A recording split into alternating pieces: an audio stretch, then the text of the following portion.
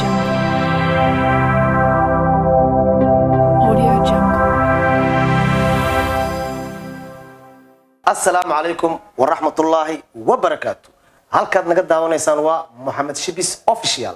haye maanta waxaan barnaamijkeena marti ku ah gabar reer Sooya ah Najraan Yariisay ayaa maanta barnaamijka marti ku ah. haye Najraan team Mohamed Shibis maxaa leedahay? أولاً والسلام يا وحنا كل سلام يا سلامة إسلامك وحنا دلنا يا هاي سلام الله عليكم ورحمة الله تعالى وبركاته وحنا دلنا يا خفوف ويقع عنتو يا قلبك قيم بايد السلام واو سود هذا يا مرة بعد يمرس تحت مرة بدنا ناقصهم مقدونات okay عدي habeen u taabeen wanaagsan عدي maalin u tahayne maalin wanaagsan maxaan idin wadnaa caawa ama maanta kan daawanayo okay Soomaaliya maxaa ka taqaanaa heesaheedii hore fanaaniinteedii hore okay waxaan aad u xuseynaa caawa maadaama la ilooway heesihii banaadiriga Soomaaliya ama xamarigiisa u taqaano maadaama ay sii dhumayaan ay sii dabago'ayaan maxaa ka taqaanaa fanaaniintii hore Soomaaliya ee ku heesi jirtay luqadda xamariga ama banaadiriga intee fanaani ahaayeen magacyadooda maxaa ka taqaanaa maxaad ka fahmi kartaa okay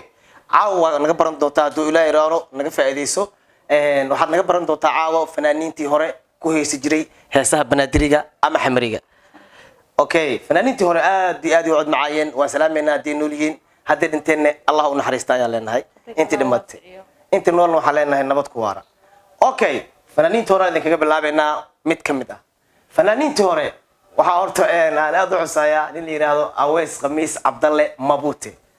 fanaankeenna aad baan u xuseynaa asigana waxa kaloo jiro nin la yiraahdo Maxamed Mayow Nuur Bonis waxa kaloo jiro Ahmed Naaji Saad waxa kaloo jiro Ahmed Shariif Killer kumaarka Soomaaliya waxa kaloo jiro Abdullaahi Shariif Basto waxa kaloo jiro Ilaahay ku mas'uuliyada Shimali Ahmed Shimali waxa kaloo jiro Zulfa waxa jiro Maxamed Abdul Salim fanaaniintii banaadiriga qaaday rag aad u tiro badnaayeen inta lagu soo koobi karo dad aad u badan bay ahaayeen aad codkoodana halaasi u ah haddaan gabdhaha soo aadno oo banaadiriga ku heesi jiray luqadda xamariga ku heesi jiray waxa kamid ah Faynus Stefanka Faaduma Qaasin Hilowle waxa kaloo kamid ah Maama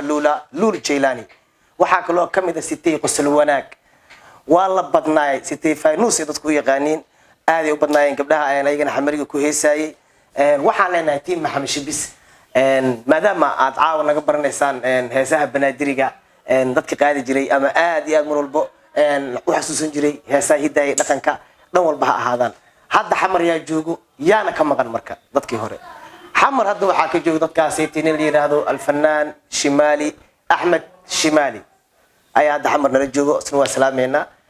inta kalena dibadda Aweys Khamiis Cabdalle Mabute Ingiriiska jooga asigana habeen dhacaasa madaawana ku salaameena fanaan kabiir oday oo noqday marka team Mohamed Shibis waxa leenahay naga faa'iideysta wassalaamu calaykum ورحمة الله وبركاته.